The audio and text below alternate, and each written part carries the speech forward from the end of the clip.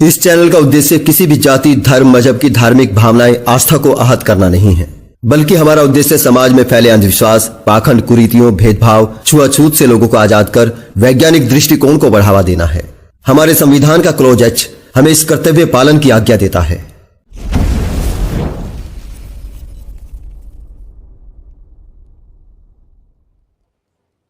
अगर हम निष्पक्ष होकर किसी किरदार के साथ खड़े हुए बिना, किसी को हीरो और किसी को विलेन समझे बिना अगर हम कहानी को पढ़ते हैं, तो फिर इस कहानी में सारे के सारे किरदार नंगे हैं। यहां पर किसी ने कोई मर्यादा का ख्याल नहीं रखा।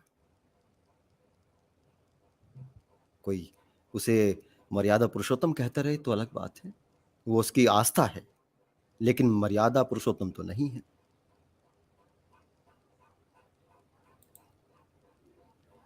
अब दूसरी बात जी। आती है, सीता निष्कासन कौन सा आदर्श था भाई? सीता को निकाला गया, सीता को छोड़ दिया गया, वो कौन सा आदर्श था? पढ़े डॉक्टर साहब। हाँ जी, तो सीता निष्कासन कौन सा आदर्श है? राम के इसी रूप का एक अन्य उदाहरण और है सीता की अग्नि परीक्षा।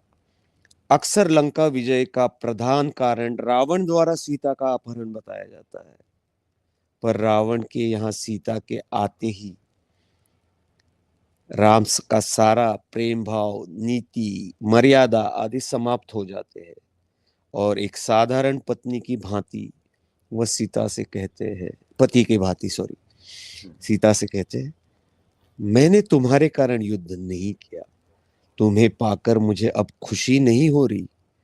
लोकापवाद के धुएं से तुम छाई हुई हो, मेरे साथ अब तुम्हारा रहना असंभव है।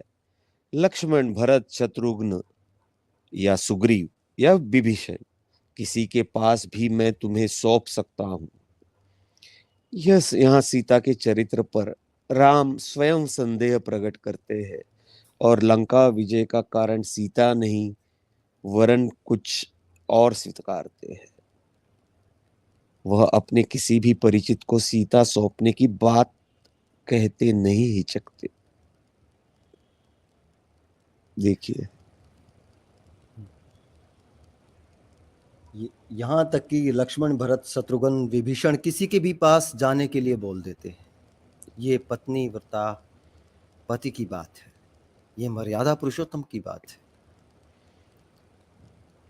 और यहाँ तक सुग्रीव जो सुग्रीव, वानर कहा जाता है, हाँ, उसके पास भी हाँ, हाँ। सीता के सीता प्रति राम का आचरण क्या ठीक था? पढ़े डॉक्टर साहब। हाँ जी, इसी प्रकार रामायण मंजरी में सीता को कहीं भी रहने की, भट्टी काव्य में किसी से भी पुनर्विवाह करने की, अभिषेक में लंका में ही छोड़ने की और आश्चर्य चूड़ामणि में चरित्रहीनता की बात भी कही गई है। प्रश्न ये उठता है कि जब राम स्वयं सीता पर शंका प्रकट करते हैं, तो फिर लोकापात का बहाना क्यों? दूसरे, जब राम सीता को ठुकराते हैं, तो फिर ये क्यों सोचते हैं कि कोई दूसरा व्यक्ति सीता को स्वीकार कर सकता है? तीसरे, जब मर्यादा पुरुषोत्तम राम अपनी चरण रज से अहल्या का उद्धार कर सकते हैं, तो फिर अपहृता स्त्री सीता का उद्धार क्यों नहीं कर सकते? इस प्रकार कोई भी बुद्धिमान व्यक्ति इस सत्य को नहीं जुटला सकता कि सीता की अग्नि परीक्षा का एकमात्र कारण स्वयं राम का शंकालु होना था। राम के इसी रूप के दर्शन सगर्भा सीता निष्कासन प्रसंग में होते हैं। भद्र, गुप्तचर, दुर्मुख, विजय या जनसाधारण से सुना गया लोकोपवाद, धोबी, कुम्हार या उस स्त्री से सुने सीता के प्रति कटु वचन, रावण का चित्र, कैकेयी, भृगु, तारा, शुक या लोकमेश द्वारा किए गए शाप आदि सीता को निकालने के लिए कारण माने गए हैं।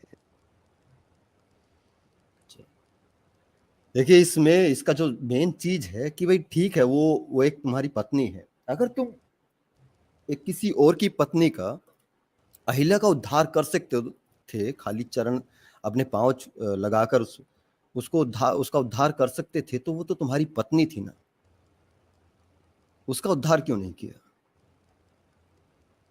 अगर आपको लगता है कि भाई ठीक है, लोग क्या कहेंगे, लोगों से पहले आप कह रहे हैं, तो लोग तो कहेंगे ही। जब पति ही भरी सभा में लोगों के सामने कहे कि तुम पवित्र नहीं हो, तुम पर शक के बादल छाए हुए हैं, तुम रावण के पास रही हो, तुम कहीं भी जा सकती हो और तुम्हारे लिए मैंने युद्ध नहीं लड़ा है, तो फिर बाकी लोग तो कहेंगे ही ना। यहां पर कौन सी मर्यादा नजर आती है श्री राम की भाई?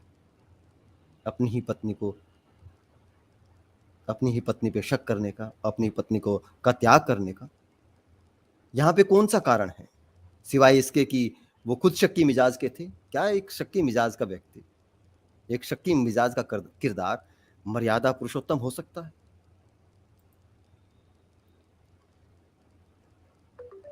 हाँ जी। जी पढ़ें। कहना न होगा कि इनमें शाप संबंधी कारण भक्तों की कल्पना मात्र है या राम को बचाने के निष्फल प्रयत्न है। और रावण का चित्र लोकगाथाओं में वर्णित भारतीय समाज या जैनाचार्यों की भावना है। धोबी, कुम्हार आदि राम के आदर्श जनसेवक रूप को प्रदर्शन करने वाले कल्पित कारण हैं। तुलसी आदि भक्ति काव्यों में भी माया सीता की कल्पना करके राम को बचाने का निष्फल प्रयास किया है। बिल्कुल। जैसे बाद में रामायण महाभारत लिखी गई, जो कि मूल जय संहिता थी, जो कि 26 शायद 22 से 26,000 श्लोक की थी। उसके बाद 1.25 लाख उसके अंदर श्लोक हो गए, और उनमें भारी मात्रा में वो श्लोक डाले गए जहां पर अर्जुन का, युधिष्ठिर का, कृष्ण का किरदार साफ पवित्र किया जा सके। वैसे ही रामायण में भी हुआ है। रामायण में बाद में जब जोड़ी जाती हैं चीजें, ये लांछन वाली बातें, धोबी कुम्हार वाली बातें जोड़ी जाती हैं, ये इसलिए जोड़ी जाती हैं ताकि राम को भगवान का अवतार बताया जा सके। और भगवान का अवतार बताना है तो उन्हें श्रेष्ठ पुरुष साबित करना पड़ेगा, उन्हें दिखाना पड़ेगा कि उनका किरदार, उनके किरदार पे जो भी चीज़ें लांछन लगाती हैं, उन चीज़ों को हटाना और उनकी जगह कुछ और कारणों को प्रस्तुत करना, कुछ और कारणों को फिट करना, ये षड्यंत्र होता है, रहा है। वास्तविकता आज भी नहीं छुप रही। आज तो बदला हुआ है ना सारा कुछ हमारे सामने। बावजूद इसके फिर भी सच्चाई इन्हीं किताबों से दिख रही है, साफ साफ दिख रही है। ये युद्धकांड का 115वां सर्ग है। किसी को रेफरेंस चाहिए तो ये वाल्मीकि रामायण का सर्ग है। आप युद्धकांड 115 सर्ग पर जाकर ये श्लोक पढ़ सकते हैं, 14वां और 15वां यहाँ पे पढ़ सकते हैं। तुम्हारा कल्याण हो, तुम्हें मालूम होना चाहिए कि मैंने जो ये युद्ध का परिश्रम उठाया है तथा इन मित्रों के पराक्रम से इसमें जो विजय हासिल की है, ये सब मैंने तुम्हें पाने के लिए नहीं किया है। सदाचार की रक्षा, सब और फैले हुए अपवाद का निवारण, मतलब कि उसकी बदनामी हो रही थी कि एक राजा दशरथ का पुत्र, रघुकुल का पुत्र, और उसकी पत्नी को कोई हरण करके ले गया, उसका निवारण तथा अपने सुविख्यात वंश पर लगे हुए कलंक का परिमार्जन करने के लिए ये सब मैंने किया है। यहां से ये जो बात है ये साबित करती है कि वो घोर जातिवादी और अपने वंशवादी और अपने अहंकार में डूबे रहने वाला व्यक्ति था। इसे आप आदर्श पुरुष कहेंगे? इसे कौन अच्छा पति, अच्छा बेटा कह सकता है जो ऐसा करे?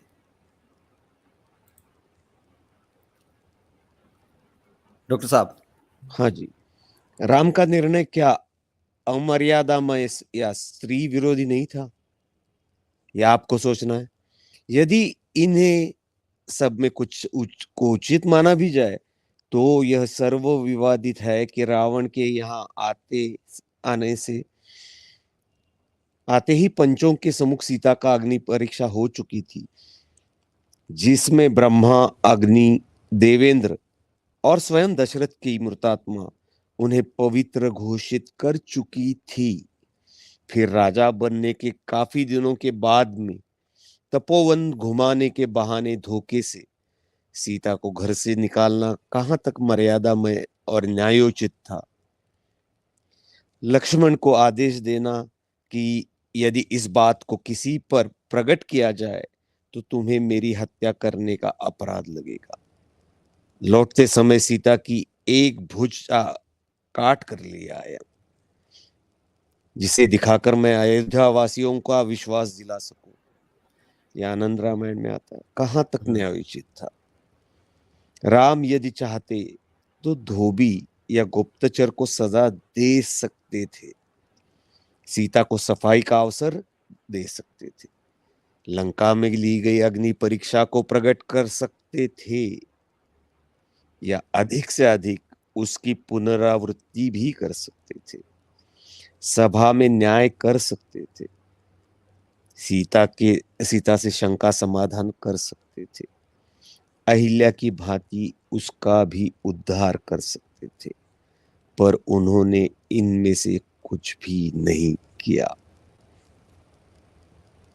तो ये है राम का चरित्र। आनंद रामायण में वो कहते हैं कि जिसको छोड़ के आओ और सबूत के तौर पर इसका एक हाथ काट कर लेते आना। अरे ये हाल है भाई। बताओ क्यों ना जलाया जाए, क्यों ना जलाया हाँ। जाए रावण के साथ उसका भी पुतला। अगर रावण बुराई का प्रतीक है तो यहाँ पर कौन सी अच्छाई का प्रतीक राम है।